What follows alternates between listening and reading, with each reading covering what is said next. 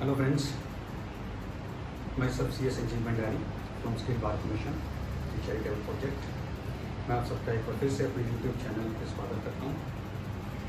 Friends, आज हम चर्चा करेंगे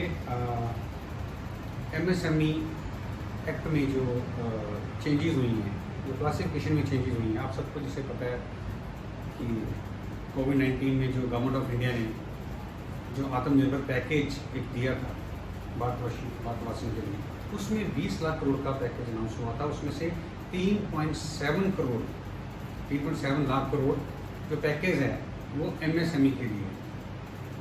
तो सबसे पहले तो मैं आपको ये बताना चाहता हूँ कि ये जो पैकेज है MSME के लिए, इसके लिए हमें क्या करना होगा, हमें MSME में रजिस्ट्रेशन कैसे करनी होगी, जो नई चेंजेस आई हैं, जो नोटिफिकेशन आई है वो कब से एप्लीकेबल है। तो MSME की जो रजिस्ट्रेशन है वो 7 जुलाई यानी आज से एप्लीकेबल है। नया फॉर्म लॉन्च किया गया है, दैट इज़ उद्यम रजिस्ट्रेशन फॉर्म। सिंपल फॉर्म है।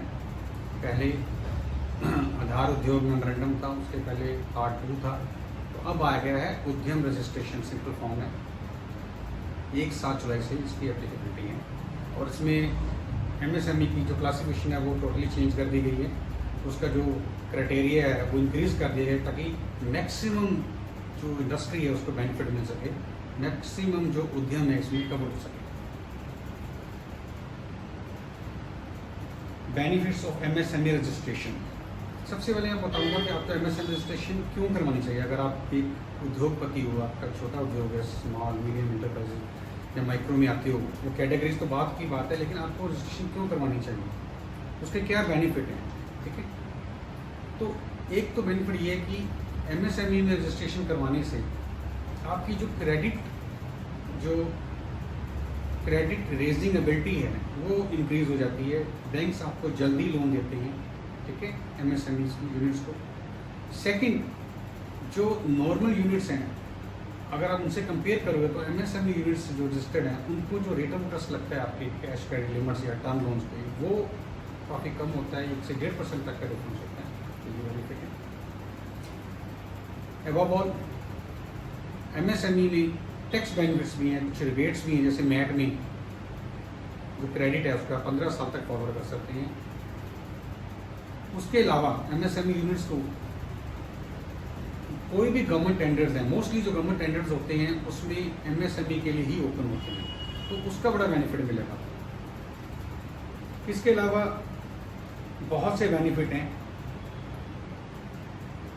MSME की स्कीम्स हैं, सब्सिडीज़ हैं, ग्रांट्स हैं, तो वो आप उसका बेनिफिट अवेल कर सकते हो। लेकिन ये सब कुछ करना पड़ेगा आपको पहले रजिस्ट्रेशन करवाकर। रजिस्ट्रेशन के लिए बहुत ही सिंपल प्रोसेस है, दैट इज़ उद्यम रजिस्ट्रेशन, आज से एप्लीकेबल है।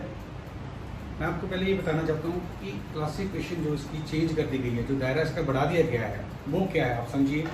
Micro MSME mean micro small and medium enterprises. ठीक है, माइक्रो इंटरप्राइजेज में जो डेफिनेशन चेंज कर दी गई है, investment in plant and machinery और इक्विपमेंट एंड टर्नओवर, ये 2 क्राइटेरिया हैं, इनको आपने कंपोजिट ही फुलफिल करना है, दोनों की कंडीशन। ठीक है, आइदर नहीं है, दोनों कंडीशन। तो अगर आपकी माइक्रो के लिए क्या एलिजिबिलिटी है, अगर आपकी जो इन्वेस्टमेंट्स हैं अप टू ₹1 करोड़ है, up to ₹1 crore, and means turnover भी साइमल्टेनियसली चलेगी, और टर्नओवर जो है आपकी 5 करोड़ तक है सालाना टर्नओवर, तो आप माइक्रो में फॉल करोगे। अगर आपकी investment in plant and machinery और इक्विपमेंट 1 करोड़ से ज़्यादा है बट 10 करोड़ तक है, एंड टर्नओवर 5 करोड़ से ज़्यादा है पर 50 करोड़ तक है, तो आप स्मॉल इंटरप्राइजेज में फॉल करोगे। Third category is medium enterprises. तो अगर आपकी investments in plant and machinery और इक्विपमेंट 10 करोड़ से ज़्यादा है but up to 50 crore, and turnover जो है आपकी 50 करोड़ से ज़्यादा है और 250 करोड़ तक है, तो बहुत ज़्यादा इंडस्ट्रीज इसमें कवर हो सकती है 250 करोड़ टर्नओवर तक की। ठीक है, तो ये दोनों कंडीशन साइमल्टेनियसली चलेगी। ये नहीं कि एक फुलफिल करते हो तो आप इसके में एलिजिबल नहीं होगे। ठीक है, आपकी क्लासिफिकेशन दूसरी के अकॉर्डिंग चेंज हो जाएगी, तो दोनों कंडीशन पैरेलल है। ठीक है,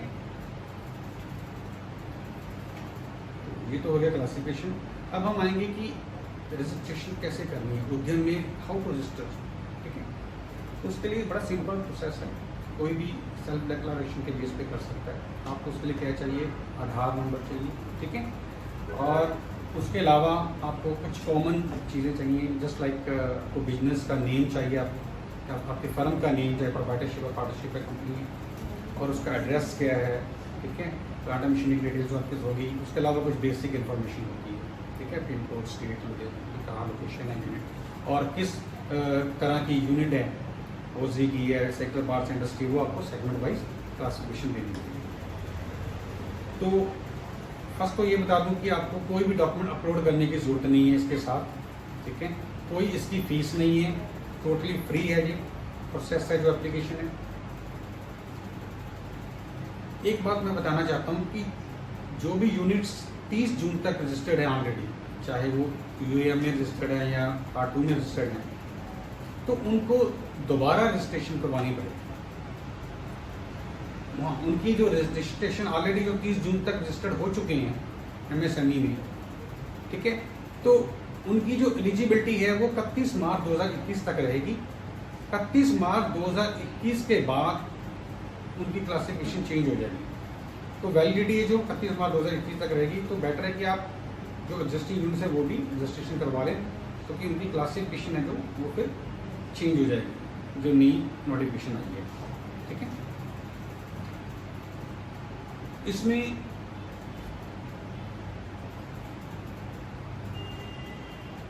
आपको एक और बात ध्यान में रखनी है कि अगर आप एक फर्म हो, चाहे प्रोप्राइटरशिप है, पार्टनरशिप है, तो आप एक ही रजिस्ट्रेशन करा सकते हो।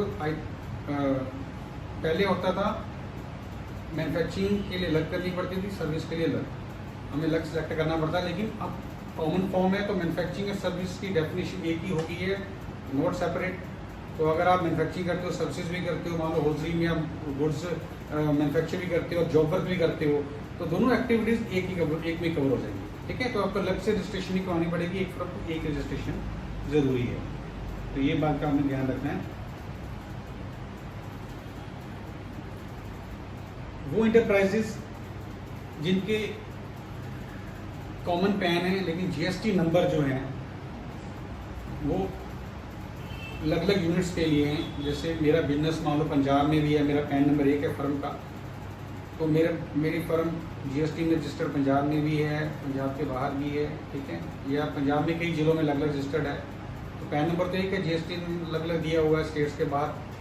तो उसमें जो आपकी टर्नओवर क्राइटेरिया है या इन्वेस्टमेंट क्राइटेरिया है वो सबका मिलाकर देखा जाएगा। अगर मेरे 3 यूनिट्स हैं तो वो कंसोलिडेटेड जब बैलेंस शीट बनती है तो उसके अकॉर्डिंगली टर्नओवर इन्वेस्टमेंट्स की कंडीशन हमें फुलफिल करनी होगी, ना कि इंडिविजुअल यूनिट वाइज। ये बात आपने ध्यान में रखनी है।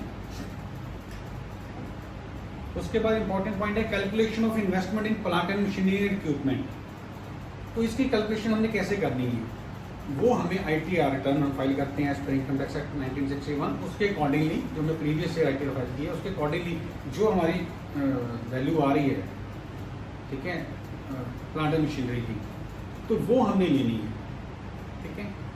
अब इसमें क्या हो सकता है कि आप न्यू इंटरप्राइज हो, आपने ITR फाइल नहीं की, फर्स्ट टाइम आप, ठीक है, तो अभी उस केस में आपको सेल्फ डिक्लेरेशन देना होगा। उस सेल्फ डिक्लेरेशन के बेस पे आप अपनी प्लांट एंड मशीनरी की वैल्यू बता सकते हो, फीड कर सकते हो इसमें, ठीक है। तो वो 31 मार्च 2021 तक वैलिड रहेगी। लेकिन उसके बाद जब आप फर्स्ट ITR फाइल करोगे 2021 में, तो उस ITR के हिसाब से जो फर्स्ट ITR होगी आपकी क्लासिफिकेशन उस हिसाब से चेंज हो जाएगी, तो आपको अपडेट करना पड़ेगा।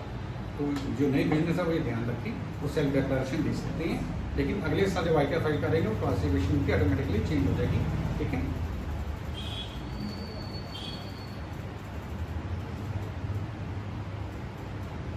इसके बाद हम आ जाते हैं एक्सक्लूजन फ्रॉम टर्नओवर। टर्नओवर में क्या क्या चीज़ें हमें नहीं लेनी है, कौन सी टर्नओवर नहीं लेनी है। तो जितनी भी एक्सपोर्ट्स गुड्स या सर्विसेज की टर्नओवर है आपके बिजनेस में, वो आपने एक्सक्लूड कर देनी है इस MSME की कंडीशन को फुलफिल करने के लिए, ठीक है। तो मान लो आपकी टर्नओवर सेल जो इंडिया में है वो आपकी गुड्स की 3 करोड़ है, और turnover of goods exported out of India 2 crore है, 5 करोड़ होगी, तो 1 करोड़ की आपने सर्विसेज की हैं, सेल ऑफ सर्विसेज की है, तो 1 करोड़ 6 करोड़ टोटल होगी। तो लेकिन 2 करोड़ आउट ऑफ इंडिया है, एक्सपोर्ट सेल्स है, तो वो लेस कर देंगे तो आपकी 4 करोड़ हो जाएगी, तो आप माइक्रो में फॉल करोगे। तो ये कंडीशन बहुत ज़रूरी है। तो आपने ये देखना है एक्सपोर्ट सेल जो है या एक्सपोर्ट सर्विसेज है वो इसमें से रिड्यूस हो जाएंगे, ठीक है। और जिन इंटरप्राइजेस के पास पैन नंबर नहीं है वो भी सेल्फ डिक्लेरेशन बेसिस पे रजिस्ट्रेशन करवाएंगे। जब पैन आ जाएगा उनके पास तो वो उसमें अपडेट कर देंगे।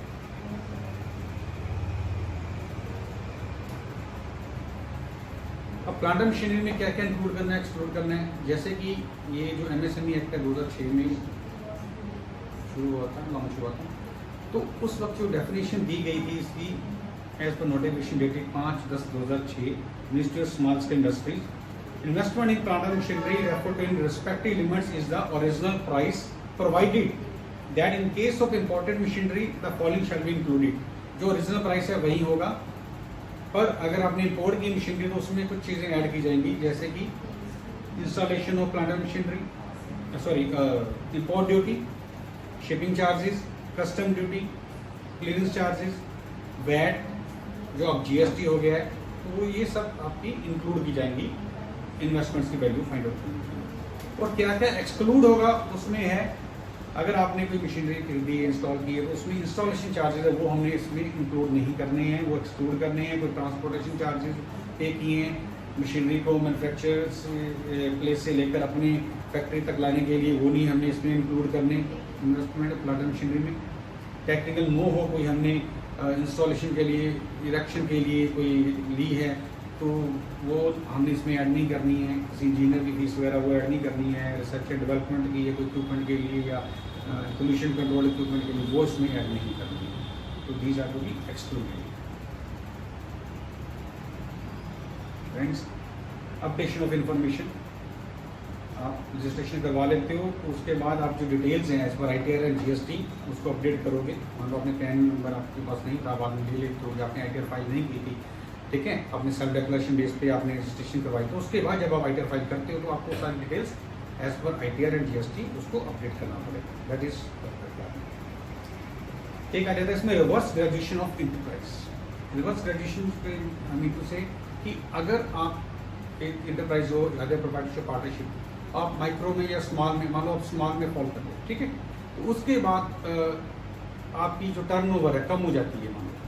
मान लो ये आपकी लास्ट ईयर टर्नओवर थी, आप उसके अकॉर्डिंग स्मॉल कैटेगरी में आते हो, लेकिन ड्यू टू कोविड आपकी टर्नओवर डिक्रीज होगी या अदर फैक्टर्स के कारण कोई भी टर्नओवर डिक्रीज होगी, आपकी इन्वेस्टमेंट डिक्रीज होगी, आपने प्लांट मशीनरी सोल्ड आउट कर दी है, ठीक है, या कुछ प्लांट बंद कर दिया, कुछ भी कर दिया, स्क्रैप नहीं कर दिया, तो उस केस में आपकी अगर क्लासिफिकेशन चेंज होती है, that will be the change will effective from the next of year.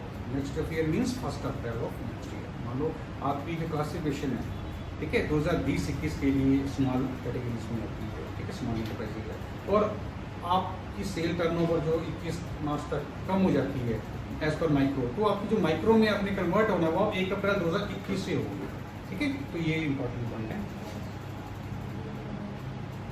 और सब कुछ करने के बाद जब रजिस्ट्रेशन कर लेते हो, सारी इन्फॉर्मेशन दे देती हो, आधार, अपना पैन, इन्वेस्टमेंट्स की डिटेल, टर्नओवर की डिटेल, अपना एड्रेस, लोकेशन, अपने यूनिट्स की क्या एक्टिविटीज़ हैं, ठीक है, कोड वगैरह, तो उसके बाद आपको सर्टिफिकेट रजिस्ट्रेशन ग्रांट हो जाएगा, उसका प्रिंट ले सकते हो, ठीक है।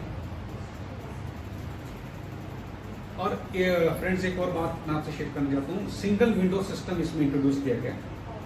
अगर आपके पास मान लो आप छोटे उद्योगपति हो या आपके पास इंफ्रास्ट्रक्चर नहीं है, कंप्यूटर नहीं है, लैपटॉप नहीं है, आप ऑनलाइन नेटवर्क नहीं है, या किसी वजह से आप रजिस्ट्रेशन नहीं कर पा रहे हो, तो सिंगल विंडो सिस्टम गवर्नमेंट ने इंट्रोड्यूस किया है। उसके अंतर्गत हर डिस्ट्रिक्ट वाइज जो DSC सेंटर्स हैं वहाँ पर, या MSME सेंटर्स हैं वहाँ पर, जो ऑफिसेज हैं वहाँ पर कोई ना कोई नोडल ऑफिसर्स अपॉइंट किए गए हैं, वहाँ पर जाकर आप हेल्प ले सकते हो। अगर आपके पास आधार नंबर नहीं है, ठीक है, बट आपके पास आधार की स्लिप है या वोटिंग कार्ड है, कुछ भी ड्राइविंग लाइसेंस है, पासपोर्ट है, तो आप you go to the office of the district industry centre और MSME ऑफिस, आप वो आपकी हेल्प करेंगे। आपका आधार नंबर नहीं आया तो उसको लाने में भी, और उसके बाद आपका रजिस्ट्रेशन करवाने में भी आपको हेल्प करेंगे, बट आपको वहाँ पर विजिट करना होगा। तो ये उनके लिए है जो लोग जिनके पास इंफ्रास्ट्रक्चर नहीं है या जो लोग नहीं कर पा रहे हैं, किसी वजह से प्रॉब्लम आ रही है उनको रजिस्ट्रेशन करने में, तो सिंगल विंडो सिस्टम गवर्नमेंट ने यूज किया है, उसका बेनिफिट दीजिए हर जिले वाइज। ठीक है, उसके बाद तो इतना कुछ कर लिया। अब ये उसमें क्योंकि ये सारा सिस्टम सेल्फ डिक्लेरेशन बेसिस है नए यूनिट्स के लिए, और इसमें कोई डॉक्यूमेंट अपलोड नहीं करने हैं, तो वेरिफिकेशन नहीं है। लेकिन इसको चेक करने के लिए कि आप कोई गलत या मिस अप्रोप्रिएट फिगर तो नहीं दे रहे, मिस रिप्रेजेंटेशन तो नहीं दे रहे, कोई फॉल्स, कोई मेलाफाइड कोई टेंशन तो नहीं है आपकी, कोई टर्नओवर की। ठीक है, तो बेनिफिट एंट्री तो गवर्नमेंट ने एक चेक करता है, उसके लिए कुछ पेनल्टीज इम्पोज की हुई हैं। तो जो जनरल मैनेजर है, GM है DSC का, वो उसको वेरीफाई कर सकता है, इंक्वायरी मार कर सकता है। अगर आप उसको लगता है कि कुछ फैक्ट्स हैं, जो इन्फॉर्मेशन है वो गलत है, तो वो उसको फॉरवर्ड कर सकता है आगे जो डायरेक्टर और कमिश्नर है इंडस्ट्री के, या स्टेट गवर्नमेंट ने जो अपॉइंट किए हैं, ठीक है, उनको। तो उसके बाद वो कार्रवाई करेंगे और आपकी जो रजिस्ट्रेशन है वो कैंसिल हो सकती है। ठीक है, और अगर कुछ आपकी इंफॉर्मेशन है वो नैलाफाइड नहीं है, but due to error, clerical mistake, कुछ गलतियाँ दे दी गई उसमें टर्नओवर इन्वेस्टमेंट वाइज, ठीक है, तो नैलाफाइड टेंशन से नहीं है, तो उसमें वो क्लासिफिकेशन आपकी चेंज करनी पड़ेगी, वो उनके पास राइट है। ठीक है, तो ये अपने ध्यान में रखना है। अगर आप रिप्रेजेंटेशन देते हो सेल्फ डिक्लेरेशन में, ठीक है, सस्पेंशन हो सकती है आपके जो रजिस्ट्रेशन है, तो ये ध्यान में रखना है, क्योंकि आपके जो सभी बेनिफिट्स हैं वो विड्रॉ कर लिए जाएंगे।